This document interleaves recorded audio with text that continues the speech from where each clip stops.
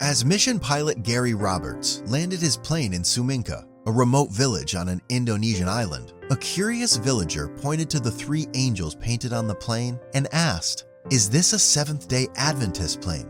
Gary was taken aback, wondering how these villagers ever knew about Adventists. The villagers told him that several years earlier, an Adventist pastor named Moses and Darius, a layperson, had a dream in which an angel told them to go to Saminka and preach. Despite the long and difficult journey, the two men answered God's call. When they arrived in the village, they announced they would hold evangelistic meetings under the village tree for a week.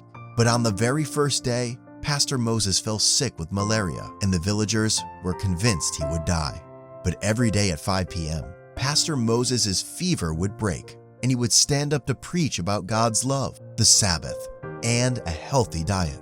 And then, when he was done preaching, his fever would return. This continued for the entire week. Despite Pastor Moses' inspiring message, no one in the village responded to his call. The two men left Suminka feeling discouraged and defeated.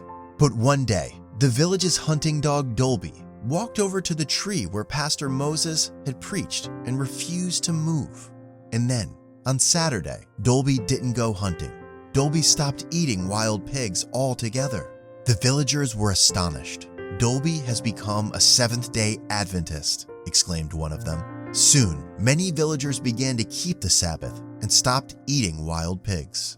When the pilot Gary returned and shared this incredible story, Pastor Moses and his colleague Darius flew to Suminka one more time to teach the villagers more about God's love and the teachings of the Adventist Church. Today, nearly half of the 200 villagers worship God on Sabbath. While your tithe exclusively supports the work of authorized ministers like Moses, your offerings may support a wider range of missionary initiatives or ministries, like aviation ministries. As we return the tithe and promise, regular and systematic offering, may we put our desires last and God first.